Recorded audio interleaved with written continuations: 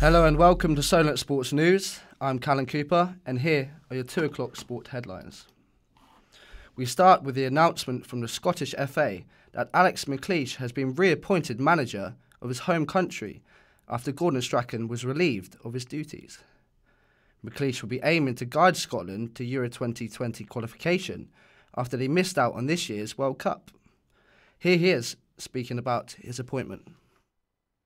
Michael O'Neill turned the job down. My eyes lit up and I thought, yeah, I'm back in the frame again. You know, maybe I've got a chance of getting it. And you never give up hope and belief that you can actually get a job. And at the end, when it happens, you can say, well, that's fate.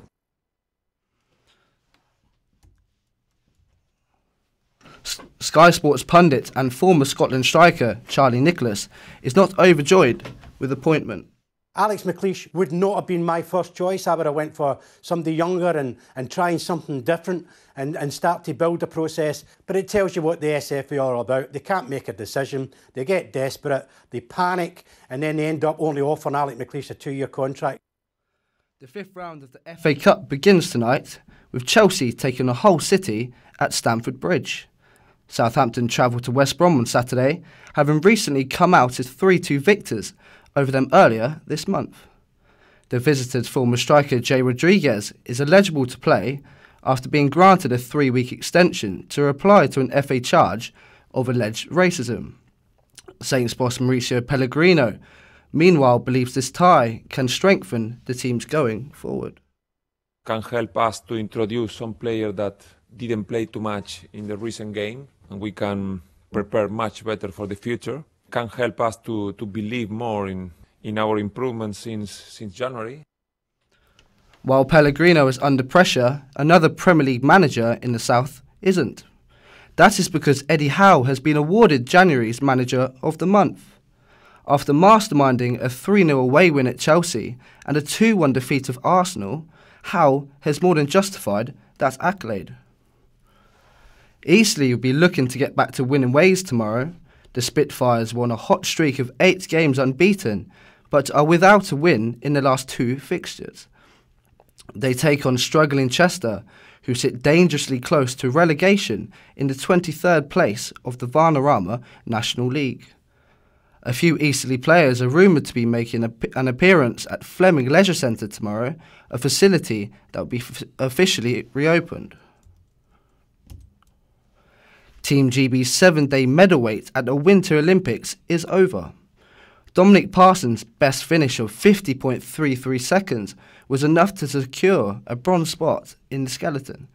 His heroics eclipsed a 70-year-old record to become the first male athlete to win a medal in that event since 1948, something he did not see happening. I couldn't believe it when I saw a 3 next to Martin's name.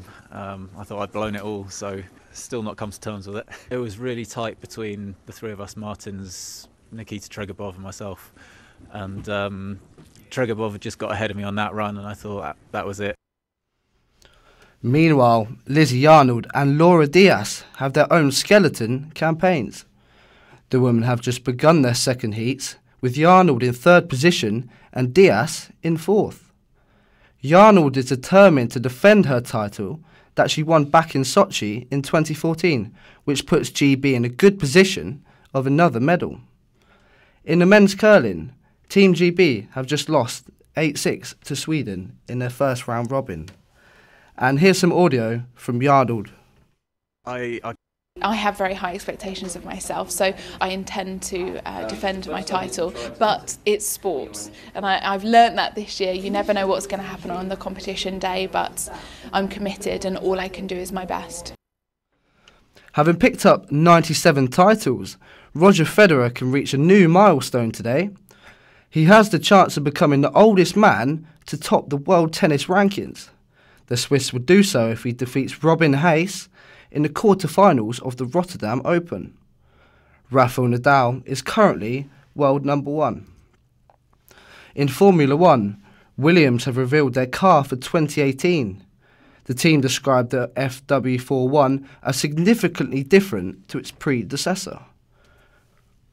The model will be driven by Lance Stroll and Sergei Sirotkin after the team appointed the Russian to replace Felipe Massa following the Brazilian's retirement. Rugby now, and the Melbourne Storm blew the Leeds Rhinos away. The Australian outfit won in emphatic fashion with a final result 38-4. The Widnes Vikings will take on Warrington Wolves tonight in the next round of the World Cup Challenge. Here at Solent, the men's football team can no longer win any silverware after losing 2-1 to Blackfield and Langley on Monday, but they are looking to build some form for the end of the season running.